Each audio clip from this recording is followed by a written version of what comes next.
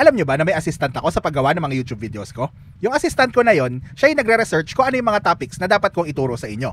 Siya rin yung gumagawa ng mga titles ng mga videos ko, siya rin yung nagsusulat ng mga description ng mga videos na yon, at siya rin yung nagbibigay sa akin ng mga hashtags. At kung minsan, siya rin yung nagsasuggest kung ano yung mga bagay na dapat kong pag-usapan sa loob ng mga videos ko. Pero, yung assistant ko, hindi tao. Ang pangalan niya ay ChatGPT at siya ang ipapakilala ko sa inyo sa video na ito. Kaya huwag kayong aalis, ha? Hi, si Coach Jonal po ito at sa video na ito ay pag-uusapan natin ang ChatGPT. Kung ano ang ChatGPT, ano ang mga magagawa niya para sa'yo at paano kanya matutulungan sa buhay at sa trabaho mo. Una, ano ba ang ChatGPT? Ang ChatGPT ay isang artificial intelligence or AI. Basically, isa siyang system na may talino na kayang gumawa ng mga bagay na parang tao. Pagdating sa mga AI, merong iba't ibang klase ng mga AI, pero ang ChatGPT ay tinatawag na isang generative AI na may halong predictive AI. So ang generative AI ay isang AI na gumagawa ng isang bagay na wala pa. Kunyari, nagpasulat ka sa kanya, okay, hindi siya maghahanap ng bagay na naisulat na at yun ang ipapakita niya sa'yo. Kundi gagawa siya ng isang bagong bagay, isang bagong kasulatan, depende sa kung ano yung gusto mong ipasulat sa kanya. Tapos, ang predictive AI naman, ay, well, nagpe-predict, okay? So, kunyari, ito yung mga ibibigay mo sa kanya, ito. Ano sa palagay mo yung mangyayari? O ano sa palagay mo yung dapat mong isulat tungkol dito? So, ang ChatGPT ay may halong predictive elements at may halo din na generative elements. Kasi, basically, ang ChatGPT, pine-predict niya kung ano yung next na dapat niyang isulat. Okay? Well, at the same time, gine-generate niya yung sulat para sa'yo. So, kung di nyo naintindihan yan, mamaya pupunta tayo dun sa part na yan, okay?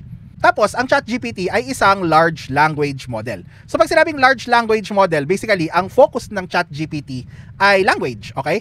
At large language model siya dahil training siya sa mga bagay na sinulat ng sangkatauhan. As in, okay, training ang ChatGPT sa iba't ibang mga social media platforms, ano yung mga pinagsusulat natin doon, lahat tayong mga tao, okay? Ano yung mga pinagsearch natin sa mga Google, sa mga ganyan. So, lahat ng mga yon kung paano natin sila sinabi, paano natin sila tinype at sinulat, so pinag-aralan lahat ni ChatGPT yon. Yes, pinag-aralan niya, hindi yun prinogram sa kanya, kung hindi prinogram siya para pag-aralan yung mga bagay na sinulat ng sangkatauhan at ipe-predict niya kung ano yung dapat niyang isagot depende sa tanong mo sa kanya o kung ano yung dapat niyang isulat depende sa gusto mong ipasulat sa kanya. At yung mga yun ay based dun sa natutunan niya sa sangkatauhan kung paano tayo magsulat, ano yung mga sinasagot natin sa mga tanong, so nakuha niya lahat yon. So ulitin ko lang na ang ChatGPT ay isang artificial intelligence. Basically, computer siya. Tapos ang computer na ito ay pwede mong utusan, pwede mong tanungin at sasagutin ka niya ng parang tao siya. Pero hindi siya tao, okay? Walang tao sa likod niya, kundi computer siya. Ngayon, pwede siyang magmukhang matalino kasi pag tinanong mo siya, sasagutin niya yung tanong mo. Pagka nag-research siya, sasagutin niya yung yung mga kailangan mo malaman. Pero, linawin ko lang na ang ChatGPT at ang mga AI models sa ngayon, at least na alam natin, ay hindi pa talaga matalino. Hindi nila naiintindihan yung tinatawag nating context. Kumbaga, kung hindi ko alam kung napanood nyo na yung Forrest Gump na pelikula, pero itong si Forrest Gump, okay, napakabilis niyang tumakbo, magaling siya sa kahit ano, pero pag inutusan mo siya, yung inutos mo sa kanya ay gagawin niya ng eksaktong yun lang. Hindi niya aalamin kung bakit, hindi niya alam kung bakit niya ginagawa yun, pero gagawin niya. Kunyari ito, sa Forrest Gump, inutusan si Forrest na mag-run. Okay, run, Forrest, run. Tapos tumakbo lang siya ng tumakbo, tapos hindi na siya tumigil. Okay, may binangga siya na isa sa mga banda doon sa football game nila. Tapos tumakbo lang siya ng tumakbo. So yun kasi sinabi sa kanya, 'di ba? Tumakbo ka. Hindi niya naiintindihan kung bakit kailangan niyang tumakbo, kung saan siya tatakbo, at kung kailan siya titigil. So yun ang artificial intelligence. Gagawin nila kung ano yung inutos mo sa kanila nang hindi nila alam kung bakit nila yun gagawin, kung para saan yun, or kung kailan sila titigil. Mahalaga, natandaan nyo ito na they lack context. Okay, mahalaga yon. Kasi kapag inutusan mo si ChatGPT, pag nag-request ka kay ChatGPT, so pwedeng ibang bagay yung ibibigay niya sa'yo kumpara dun sa intensyon ng hinihingi mo. Ang kailangan mong gawin kay ChatGPT ay sort of explain mo kung bakit mo hinihingi yung hinihingi mo sa kanya, kung gusto mong makuha yung mas eksakto na bagay na gusto mo. Okay, mamaya papakita ko sa inyo yan, okay? Ngayon nasabi ko na lahat ng yon, so punta tayo sa item number 2. Kung ikaw ay writer na or yung mga bagay na kayang gawin ni ChatGPT ay yun yung trabaho mo ngayon, so pwede mo siyang i-consider na threat sa'yo. So actually, maraming mga nathreaten sa ChatGPT pagdating sa space ng writing especially. Okay, kasi nga well, tayong mga tao, nagsusulat tayo, kunyari mga writer, okay, nagsusulat sila ng mga libro or articles or ano.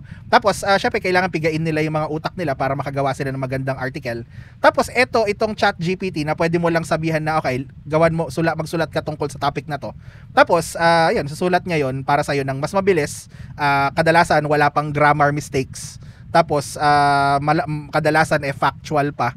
Okay, kumbaga siya na yung nagre-research. So, medyo mapapalaban ka kung nasa industry ka na na pwede kang palitan ng AI. Actually, ito true story to. Dati nung nagse-self-publishing ako ng libro, okay, nag-hire kami ng mga ghostwriter, di ba? Syempre, kailangan mo ng writer para magsulat ng mga libro. Ngayon, yung mga writer na yon, depende sa charge nila. Yung iba, mura lang, $300, kunyari, for 30,000 words. Kunyari, yun kasing standard namin noon, 30,000 words. So, meron mga, magpapabayad lang ng $300, $1 per 1,000 words, parang ganon. Tapos, meron naman yung mga magagaling na super mahal. Okay, yung isang 30,000 na word na libro mo, abutin ka ng mga 1,500, ganyan, $2,000, $3,000, as in. Ngayon, magagaling yung mga yon, di ba? Pero ngayon, yung mga writer na magagaling na yon, okay, kaya na silang tapatan ng mga writer na kakasimula lang, okay? In fact, ikaw, kung gusto mo maging writer ngayon, tapos hindi ka talaga writer, so pwede kang mag-chat GPT, okay? Tapos sabihin mo na ito, sinulat ko to. Pero bago kayo matuwa, bago niyo isipin na gusto niyo maging writer gamit ang chat GPT, so inform ko na kayo ngayon na merong mga AI detection software din. Okay, basically itong mga to ay either AI din sila or super advanced na mga bagay na dinedetect nila kung sinulat ba ng AI itong bagay na to. So, ayun, kailangan yung malaman yung mga bagay na yon. Kasi baka bigla kayong matuwa na, uy, heto pala, pwede na ako maging writer, pwede ako mag-offer ng writing services ko. Hindi. Okay, hindi mangyayari yon. And kung ang kliyente lang na gusto ninyo ay, parang yung tipo na okay lang sila sa AI content, hindi na nila i-hire. Mag-chat GPT na lang sila at sila na lang ang gagawa. Kasi super dali nito. Okay? So, may AI detection software, tandaan nyo yan. So, hindi nyo pwedeng dayain. And another thing is, yung mga AI, kaya nila mag-drawing. Ang ChatGPT actually kayang mag-drawing at gumawa ng picture, okay? Pero yung mga picture na ginagawa nila ay hindi pa perfect. Hindi kagaya ng ng mga humans, kumbaga. Okay, kunyari yung mga kamay, special case yung mga kamay. So, minsan yung mga papadrawing mo na bagay na may kamay, so, makita mo anim yung daliri o kaya mga basta yung mga kamay nila deform o kaya 3 fingers lang, parang ganun lang. So, nangyayari yun kasi hindi pa naiintindihan ng AI, ng ChatGPT, kung paano gumagana ang kamay. Okay, so, again, wala silang context. Okay? So, ngayon nasabi ko na lahat ng yon, siguro appropriate na magpunta tayo sa screen ko at i-demo ko sa inyo si ChatGPT. So, para makarating sa ChatGPT, ito ako sa Google. At kung mapapansin nyo, ang gamit ko ay Orange browser. So, Orange to. So, ito yung walang account. Okay, mamaya pupunta tayo dun sa merong subscription ng ChatGPT. Kasi ang ChatGPT ay merong free version at paid version. So, mamaya dadaanan natin kung ano yung pinagkaiba nun. So, dito muna tayo sa free. Para makarating kayo sa ChatGPT, kung di nyo alam kung ano yon, so, i-google nyo lang. Okay, ChatGPT, and meron na akong history dyan. So, ayan, ChatGPT, Google. Enter, okay? Ngayon, minsan, may mga lilitaw na hindi, na iba't ibang mga ChatGPT. Just make sure na ang titignan nyo ay yung OpenAI. Okay? So, openai.com, index ChatGPT. Basta yan. Basta may nakita kayo OpenAI, yun ang puntahan ninyo. Okay? So, i-click ko na yan. Tapos, dito may introducing ChatGPT, ganyan. So, punta tayo sa Try ChatGPT. Okay? So, anong magagawa ng ChatGPT para sa'yo? So, kunyari ito, ano ka? Tanong natin sa kanya, okay? What is ChatGPT? Okay? Yan, so sasagutin niya sa'yo kung ano siya. So, ChatGPT is an advanced conversational AI model developed by OpenAI. So, nakita niyan, pwede niyong i-post tong video na to para mabasa niyo yan. Okay? So, ngayon, magtatanong ako kay ChatGPT ng isang bagay. Okay? Who is Andres Bonifacio? Okay, actually ginawa ko na to sa isang video before, baka nakita niyo na yun, pero kunyari lang. Okay. Who is Andres Bonifacio? O, teka lang, tama ba? Okay, tama yung spelling ko. Yan. So, nakita nyo? So, sinabi niya kung sino si Andres Bonifacio. Which is well and good. Post nyo na lang din tong video na to. Check nyo kung tama siya or mali siya. Okay? Kasi ito, tingnan natin kung anong gagawin niya pag tinanong ko kung sino ako. Okay? Who is Coach Jonel? Yan, tingnan natin. Refer to a number of individuals. Ayan, so tingnan nyo. However, one prominent coach Jonel in the Philippines is Jonel Basinio, a well-known basketball coach. Okay, so tinanong ko sa kanya kung sino ako, who is Coach Jonel. I guess meron talagang ibang Coach Jonel, mas sikat to sa akin for sure. pero ayan nga, wala siyang context, 'di ba? Who am I? Yun, next natin, okay? So yan, habang tinatry kong mag-type kayo ng isa pang tanong, so naghang siya, so ni-refresh ko, so nandito ulit tayo. So tanong natin, who am I? Okay? Yan, check natin kung ano yung sasagot niya. That's a great question. Who am I? Can be interpreted in many ways. Ganyan. So nakita nyo na hindi niya ako kilala. Obviously, hindi niya ako kilala, di ba? So ngayon, yun ang isa sa mga silbi ng ChatGPT. Okay, pwede siyang gamitin pagdating sa research. And kunyari ito, make me a research paper. Kunyari, ginagawa to ng mga high school students yung mga nagsusulat, yung mga pinapagawa ng mga research paper. Okay? So, make me an article or reaction na lang, yun, movie reaction, okay? Make me a reaction paper on the movie. Okay, ano pa magandang movie? Hindi ko alam, The Lion King na lang, okay? Lion King, okay? Hindi ko alam kung alam niyo yun, kung mga bata kayo nanonood dito. Pero yun, The Lion King, okay? So, nakita nyo, sinusulat niya yung reaction paper na gusto ko sa kanya. Okay? So, hindi ko alam kung tama to, hindi ko na babasahin, okay? Pause nyo na lang. Pero nakita nyo, merong personal reflection. Personal reflection. The Lion King has had a lasting impact on me. As a viewer and as someone who has grown up with the film. The themes of responsibility, personal growth, and pwede mo nang i-copy lahat yan. Okay, at i-paste mo na lang at yan na yung i-submit mo. 'Di ba? Hindi ko alam kung ilang words yan. Tingnan natin na ito pa, another function, okay? How many words did you use in this reaction paper, okay? Reaction paper. So, kunyari, sinabi nila, use 1,000 words, diba? Tingnan natin. Okay, this is approximately 800 to 850 words long. Okay, so, sabihin natin sa kanya ngayon na I need it to be 2,000 words. Kunyari lang, or 1,500, kasi may limit siya, okay? Words. Okay? So, ayan, hopefully, 1,500 words niya isusulat niya. Hindi na natin bibilangin. Gusto ko lang ipakita sa inyo. So, ang next na powerful feature ng ChatGPT ay translation din. Okay, kaya niyang mag-translate para sa'yo. So, kunyari ikaw, hindi ka masyadong confident sa English mo, tapos, parang meron kang afam, kunyari lang, okay, na gusto mo siyang ika-chat, parang nagliligawan kayo, parang ganyan, okay, may sinasabi siya sa'yo. Example lang ito, okay, yun lang yung naisip ko kagad. Pero kunyari ganun, parang marunong ka mag-English, pero hindi ka ganun ka-confident. So, gusto mong malaman kung ano yung mga sinasabi niya sa'yo. So, pwede mong i-paste dito kung anong ibig sabihin, kung ano yung sinabi sa'yo, tapos pwede mo ipa-translate sa Tagalog, okay? So, kunyari ito, translate this to Tagalog, okay? So, ilalagay, Tagalog, okay? Iano natin, Tagalog, yan. Translate, mali-maling spelling ko. Okay, pasensya na kayo, hindi ako magaling mag-type, okay? So, kunyari yan, itong bagay na to, yan, ilagay natin, dugtong natin, okay? Hindi ko muna in-enter, ha? Kailangan ko siya idugtong dyan, tapos, go. Yan, tingnan natin, ha? Diba? So, translate niya sa Tagalog. Ang mensahe ng pelikula tungkol sa responsibilidad ay isa sa mga aral na nananatili sa akin sa mga nakaraang taon. Ang ideya na hindi natin maaaring takasan ng ating mga tungkulin. So, makita nyo, mataling haga. Diba? Tapos sabi dito, get smarter responses, upload files and images and more pag nag-login ka. Okay, so mamaya natin papakita yan. Okay, so dito muna tayo. So, ngayon, masyadong mataling haga. Diba? So, sasabihin ko sa kanya na, pwede, Tagalog na i-order ko sa kanya, pwede bang isulat mo ulit yan na di masyadong mataling haga, okay? Na mas modern at di masyadong mataling haga, okay? Oops, trial, okay. So, gusto niya mag-login. So, nakita niya may limit na. Pero tingnan natin kung ano yung sinabi niya, okay? Stay logged out. Okay? So, ito na, ang mensahe ng pelikula tungkol sa responsibilidad ay, makita niyo, ang mensahe ng pelikula tungkol sa responsibilidad ay isang aral na tumatak sa akin hanggang ngayon. 'Di ba? Hindi na yung nananatili sa akin sa mga nakaraang taon, 'di ba?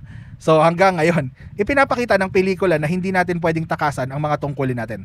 Ang ideya na hindi natin maaaring takasan ng ating mga tungkulin, kundi kailangan mo itong harapin ng buo, ay isang leksyon, 'di ba? Nakita nyo? So hindi na siya ganoon katalinghaga. Ngayon, okay. So isulat mo ulit ito. Ngayon gawin natin ito in Spanish, okay? So, papatranslate natin sa Espanyol. So, ayan, hindi ko alam kung tama to. Kung marunong kayo mag-Espanyol, pakitignan. Pero palagay ko tama to. Hindi ko lang alam kung matalinghaga siya sa Espanyol o kung readable siya. Ngayon, Chinese, okay?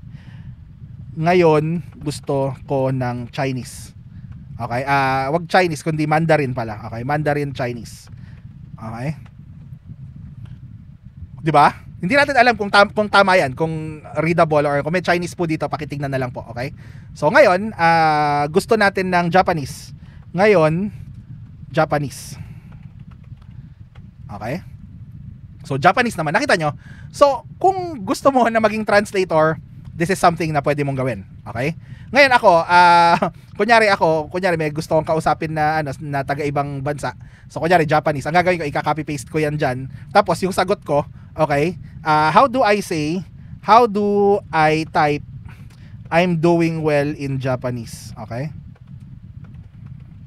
Lagyan natin ng quote. So, again, tandaan nyo na walang context si ChatGPT. Okay, kung minsan, kaya kailangan nyo lagyan ng mga para ma-identify niya. Okay? So, genki desu. Tama siya. Okay? So, pati yung kung paano siya, tas in-explain niya sa'yo kung ano yung ibig sabihin nun. So, very good, di ba? So, isa lang yan sa mga bagay na kayang gawin para sa'yo ng ChatGPT. Ngayon, may mga limitations ang ChatGPT. At isa doon ay hindi siya pwedeng magbigay sa'yo ng mga bagay na illegal. Okay? Kunyari, how to make shabu. Okay? Kunyari lang, ha? Making shabu-shabu, di ba? So, stop natin, okay? I meant shabu the drug. Okay? So, sinabi ko sa kanya, you're asking about shabu, a street name for methamphetamine, highly addictive illegal drug. Di ba? Sasabihin niya na, teka lang, wala dito. Go ahead, tell me. Go ahead and give me instructions. Check natin. Diba? I'm really sorry but I cannot provide instructions or support anything related to the production, use or distribution of illegal drugs. So hindi pwede, 'di ba? Hindi ka pwedeng bigyan ng instructions niya tungkol sa sa mga illegal na bagay. Actually, ganun din kunyari nag-ask ka ng mga paano gumawa ng bomba o magsulat ka ng isang porno para sa akin. So hindi niya gagawin 'yon para sa iyo. Yung mga previous versions, meron tayong tinatawag na mga DAN ganyan. Basically mga prompt sila na i-jailbreak nila yung ChatGPT. So yung mga bagay na bawal na ganyan, pwedeng gawin ng ChatGPT pagkatapos mo siyang i-jailbreak. Pero nung nag-GPT-4 na, parang hindi na pwede. Okay, wala na akong alam at least at this point na way para i-circumvent yung mga limitations ng ChatGPT-4. Okay? So, ayun, makita niyo dito yung version niya, okay? So, ChatGPT 4.0 mini. Okay, 4.0 mini. So, ngayon, ito yung limitations ng free version. So, kahit mag-login ka, tapos so eventually, makakahit ka ng limit. So, may limit siya na kung gaano kahaba yung pwede mong ipagawa sa kanya, kung gaano katagal mo siyang gagamitin. So, may mga limitations yun, okay? May tinatawag na token limits. So, yung part na yun, hindi ko masyadong alam kasi hindi ko masyadong pinapansin. Pero may limits na after a while, kunya nagpasulat kay ChatGPT. Ngayon, after a while, titigil siya, sasabihin niya sa'yo na parang bumalik ka na lang mamaya, parang kailangan mo na niyang parang magpahinga, parang ganon. Okay, so titigil siya, tapos hindi mo siya pwedeng gamitin until parang an hour, 2 hours later, depende. Okay? Ngayon, punta naman tayo sa premium version. Okay, yun ang meron ako. So ngayon, eto naman tayo sa aking blue browser. So dito, ang ChatGPT ko ay premium. Okay? So kung mapapansin niyo dito sa orange browser, ChatGPT 4.0 mini. Okay?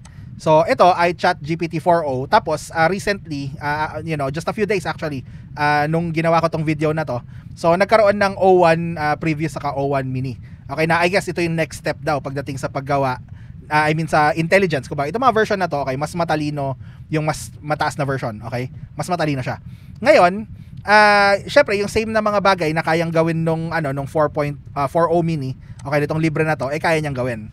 Pero ngayon, meron siyang kasama na pagdo-drawing. Okay, try natin actually magpa-drawing, okay? Draw me a dog, okay? Make me a drawing of a dog. Ito yung free version, okay? Dog. I can't create visual drawings directly, sabi niya, di ba? But I can guide you how to draw a simple dog or help you with text-based ASC2 art. Okay? So, yan na yung best niya. Ngayon punta tayo sa premium, okay? So, natin yung same na command kanina. So, ito, i-copy natin to. Make me a drawing of a dog. Okay? Paste natin dito. Antayin natin. Kasi, hindi ko to ikakat. Okay? Kailangan yung makita kung paano siya magdo-drawing ng aso. Okay? Para sa akin. Okay? Here's a drawing of a golden retriever. Diba? Ang galing. Ang galing. Grabe. Ngayon, gawin nating mas imaginative ng konti. Okay? Draw me a dragon fighting a knight. Kunyari, okay?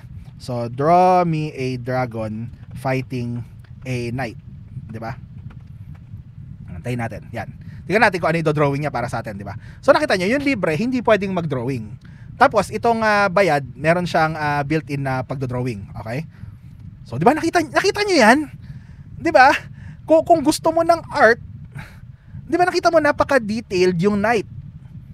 Di ba? Tapos napaka-detailed nung dragon, di ba? Isipin nyo yan, anong pwedeng gawin mo dyan? So, ChatGPT yan, kung magdo-drawing ka, graphic designer ka, ano yung pwede mong, gaano katagal, gaano kahirap gawin yung image na yan, 'di ba? So, yun yung mga hindi ko ginagalit po yung mga graphic designer, kundi sinasabi ko lang na kung ipapa-drawing sa inyo to from scratch, sigurado mahirap. Pero yung isang tao na kagaya ko na walang talent sa pagdo-drawing, nagawa ito ng isang order lang. 'Di ba? Nakita nyo? So, yun ang kapangyarihan ng ChatGPT. So, marami pang ibang kapangyarihan yung ChatGPT na i-discuss ko na lang sa ibang video. Okay? So, sa ngayon, ito lang yung preview kung ano yung mga posibilidad na pwede nyo magawa tungkol sa ChatGPT. Okay?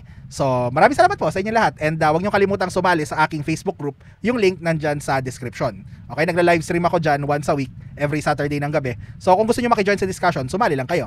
And then, syempre, kung nagustuhan nyo itong video na to, huwag nyo kalimutang i-like. Kung may mga tanong kayo, request, or suggestion, ilagay nyo sa comments. At syempre, huwag nyo kalimutang mag-subscribe para matuwa naman ako. Maraming salamat po. Si Coach Jonel po ito. And I will see you next video. Bye.